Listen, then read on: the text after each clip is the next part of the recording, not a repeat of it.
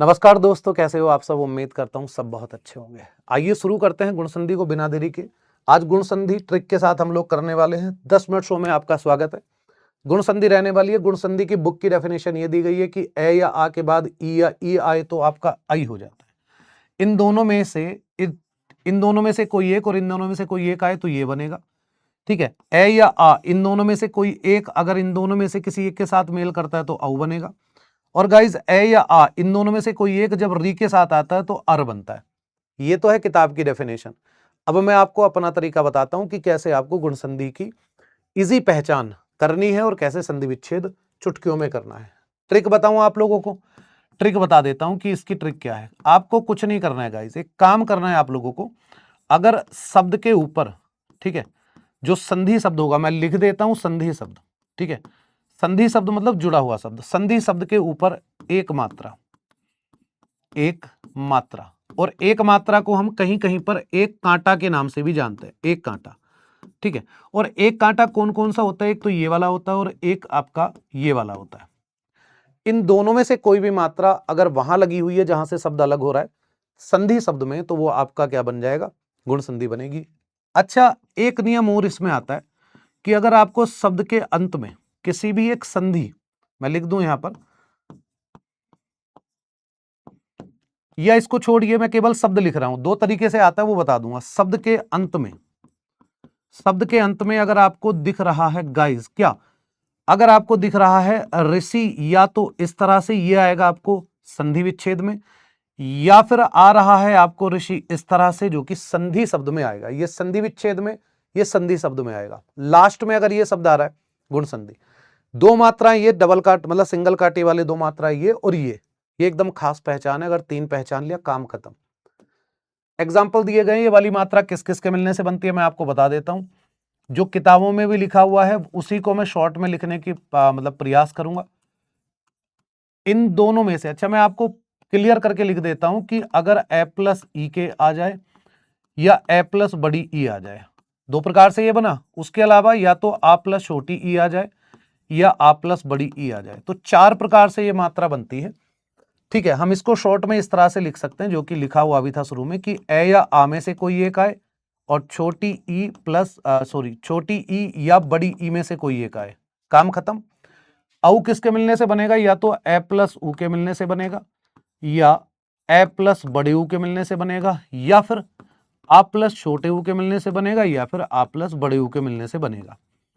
ठीक है, शॉर्ट में अगर मैं बात करूंगा तो ये समझ लेना कि इन दोनों में से कोई एक प्लस इन दोनों में से कोई एक अगर आ रहा है तो वो गुण संधि ही होगी। ठीक है, मतलब सिंगल मात्राएं होती हैं दोनों। मैं आपको बता देता हूं सिंगल मात्रा कैसे लगती है। ये वाली मात्रा लगती है इस तरह से और ये वाली मात्रा लगती है इस तरह से। दोनों मात्रा यही आपको बताई गई थी। अभी आगे चलते हैं कैसे संधि विच्छेद इसका होता है, देख लो जरा। गणेश शब्द लिखा हुआ है, केवल इस मात्रा को पहचान के इस मात्रा की जो अलग अलग होने वाली मात्राएं हैं समझ लेना कि ए या आ में से कोई एक आएगा प्लस छोटी ई या बड़ी ई में से कोई एक आएगा।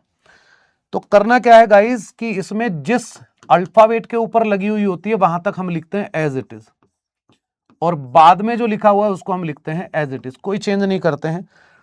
आगे क्या करना होता है कि हमें इन दोनों में से कोई एक लेना होता है। तो गण शब्द का अगर अर्थ निकलता है तो समझ लेना कि अड़े का लास्ट अल्फाबेट ए होगा जो कि ये लिखा हुआ है, और ये वाला ईश लिखने से ये संधि विच्छेद एकदम शुद्ध होता है। और ध्यान रखना कि ईश हमेशा आपको यही वाला लिखना है, चाहे आपका गुण संधि हो चाहे दीर्घ संधि हो, ईश हमेशा आपको यही लिखना है, ध्यान रखिएगा। ठीक है, आगे चलते हैं।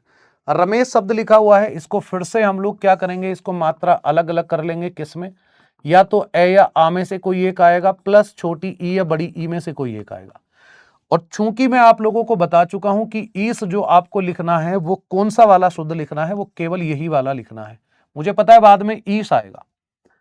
ये जो रम शब्द लिखा हुआ है इसको आप पहले लिखो और आप मुझे ये बताइए कि क्या रम शब्द का अर्थ निकलता है। अगर निकलता होगा तो समझ लेना का लास्ट अल्फाबेट इसका ए होगा। अगर ना निकले तो इसके लास्ट में आप आ लगा देना, समझ लेना कि आ प्लस बड़ी ई के मिलने से ये बन रहा है। क्योंकि रमेश वैसे भी विष्णु जी का पर्यायवाची होता है और रमा लक्ष्मी जी को बोलते हैं। लक्ष्मी जी का पर्यायवाची क्या होता है आप लोग भली भांति जानते हैं।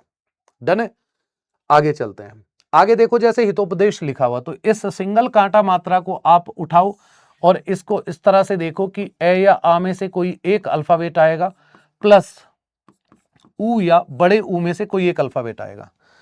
हमें करना क्या है कि यहां तक का जो लिखा हुआ है शब्दांश उसको आप एज इट इज लिखोगे, तो हमने हित लिखा हुआ है, प्लस ये जो पदेश लिखा हुआ है इसको आप एज इट इज लिखोगे। कोई चेंज इसमें नहीं करना है क्योंकि हमें जो तोड़ना है वो मात्राओं को तोड़ना है। अब ये बताइए कि क्या इन दोनों में से एक इसके लास्ट में आ जाएगा? बिल्कुल जी, इसका लास्ट अल्फाबेट ए है, क्योंकि तय जो बनता है वो तय प्लस ए के मिलने से बनता है, यानी कि तय में ए उच्चारित होता है, तो लास्ट अल्फाबेट ए है, इसका अर्थ निकलता है। अर्थवान शब्द हमें लेने होते हैं इसमें। और इस वाले ऊ के लिखने से गाइज ये उपदेश शब्द एकदम शुद्ध होगा। तो ए प्लस छोटे ऊ के मिलने से ये बन रहा है, ध्यान रखना, हित में दिया गया उपदेश हितोपदेश कहलाता है। आगे चलेंगे, जैसे दिनेश शब्द लिखा हुआ है तो इस मात्रा को भी देख लो। अच्छा, करना क्या, थोड़ा सा फास्ट फॉरवर्ड हम लोग करें ना, तो हमें एक चीज का ध्यान रखना है कि गाइज ये तो कंफर्म है कि ए या आ में से कोई एक आएगा प्लस ई या बड़ी ई में से कोई एक आएगा, क्योंकि दोनों में सिंगल कांटे दिए गए हैं। अब ऐसी सिचुएशन में क्या करना है गाइज कि यहां तक जिसके ऊपर अल्फाबेट लिखा हुआ है, यहां जिसके ऊपर अल्फाबेट लिखा हुआ है वहां तक एज इट इज लिख लो, कोई चेंज मत करना। ये दिन लिखा हुआ है, ये से लिखा हुआ है, ये राक लिखा हुआ है और ये से लिखा हुआ है। तो ये तो कंफर्म आप लोगों को पता चल गया होगा कि लास्ट वाले में हमें क्या करना है, लास्ट में बड़ी ई लिख के ई शे वाला ही शुद्ध करना है। ठीक है, तो दोनों में ये वाली ई आ रही है। अब बात करते हैं दिन शब्द का अर्थ होता है क्या? बिल्कुल होता है जी, इसका भी अर्थ है और इसका भी अर्थ है। तो पहले वाले में तो ए प्लस बड़ी ई के मिलने से बन रहा है, भाई नए का लास्ट अल्फाबेट ए है और ये वाली ई यहां आई हुई है, बात खत्म हो गया। लेकिन राका शब्द का अर्थ नहीं होता है, तो इसमें आप ए के स्थान पर आ लगा देना। राका शब्द जो होता है वो रात को बोलते हैं, तो राकेश वैसे भी चांद को बोलते हैं, चंद्र को बोलते हैं, तो रात का ईश या स्वामी कौन होता है? चंद्रमा होता है। डन है, यहां तक आपको कोई दिक्कत नहीं होगी शायद। आगे चलते हैं, नरेश लिखा हुआ है, विरोचित लिखा हुआ है, तो नरेश में भी ये वाली मात्रा है और आपको कंफर्म है कि ईश आपको इसी तरह से लिखना है। भाई ईश जिसमें लास्ट में आएगा इसी तरह से लिखना है। नर शब्द को आप एज इट इज लिखो। देखो क्या दोनों का अर्थ सही बनता है क्या? बिल्कुल सही बनता है जी, ए प्लस बड़ी ई के मिलने से बन रहा है। वीरोचित शब्द में भी क्या करना है कि इस मात्रा को अलग कर लेना है, और ये मात्रा किस किस के मिलने से बनी हुई है? ए या आ प्लस छोटा ऊ या बड़े ऊ के मिलने से बनी हुई है। क्या करना है गाइस, देखो इधर ध्यान दो, ये विरोचित वर्ड जो लिखा हुआ ना, बस आपको इसको इस तरह से लिखना है। ठीक है, वीर लिखना है प्लस ये वाला चित शब्द आपको एज इट इज लिखना है। अब आप मुझे ये बताइए कि क्या इस वीर शब्द का सही अर्थ होता है क्या? बिल्कुल होता है जी। रे का लास्ट अल्फाबेट जो है वो इसमें ए है, तो ये तो आ गया, लेकिन उचित किसके लिखने पर शुद्ध होगा? छोटे ऊ के लिखने पर, यानी कि इन दोनों के मिलने से, ए प्लस ऊ के मिलने से ये वाली मात्रा यहां बनी हुई है। ठीक, आगे चलते हैं। अब मैंने आपको बताया था कि अगर आपको किसी संधि शब्द में ऋषि इस तरह से लिखा हुआ दिखाई दे, ऋषि, तो समझ लेना कि वो आपका गुण संधि होगी, और इस ऋषि को आपको कुछ नहीं करना है गाइज, इस तरह से लिख देना बस ऐसे प्लस। ठीक है, इसको भी आपको क्या करना है? प्लस लगाना है और ऋषि इस तरह से लिख देना है, काम खत्म। अब केवल एक काम करना है कि पहले वाला जो लिखा हुआ है ना उसको लिख के देखो, अगर आ लगाना पड़े लगा देना, नहीं तो देव ऋषि एकदम सही होता है, देवताओं के ऋषि देव ऋषि। मह शब्द को लिख के बताओ कि क्या मह का अर्थ एकदम सही होता है कि नहीं होता? गुरुजी नहीं होता, तो इसकी जगह पर बस आ लगा दो, जो ऋषि महान है वही आपका महर्षि है। डन है, आगे चलते हैं। जैसे वर्ष ऋतु लिखा हुआ है, तो देखो इधर ध्यान देना कि ये जो ऋतु शब्द लिखा हुआ है ना, इसको आपको एज इट इज इस तरह से लिख देना है, ऋतु, है ना। वहां मैं बताना भूल गया था कि इसमें ऋतु शब्द भी आता है। और वर्ष शब्द होता है या वर्षा होता है, बस ये बता दो। देखो इतना तो मैंने एज इट इज लिख लिया, लेकिन क्या वर्ष शब्द होता है? नहीं होता, तो आप आ लगा दो बस इसमें। वर्षा ऋतु को हम वर्ष ऋतु बोलते हैं।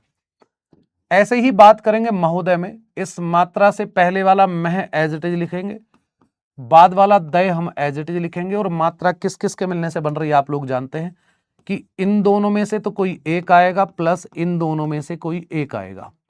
तो मह शब्द का अर्थ नहीं होता तो महा लिखो, ये वाला अल्फाबेट यहां लिखो, और उदय किसके लिखने पर शुद्ध होता है? इसके लिखने पर। तो दोनों के मिलने से जिसका उदय महान होता है उसको हम महोदय बोलते हैं। डन है।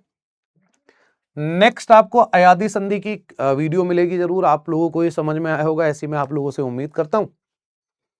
और एक काम और कर देना कि राकेश शब्द का संधि विच्छेद सही वाला क्या होगा, होमवर्क में आंसर आप लोग कर दे तो एकदम आनंद से आ जाएगा। नेक्स्ट अयादी संधि की वीडियो में आप लोगों से मुलाकात होती है। ध्यान रखिएगा कि ये जो इवेंट्स हैं, ये जो 10 मिनट शो चल रहा है, ये आपके लिए मंडे टू सैटरडे आपको डेली 2:50 पर ये वीडियो मिल जाएगी। बहुत बहुत धन्यवाद, मिलते हैं अगले सेशन में। सभी को मेरा प्यार भरा नमस्कार। जय हिंद, जय भारत।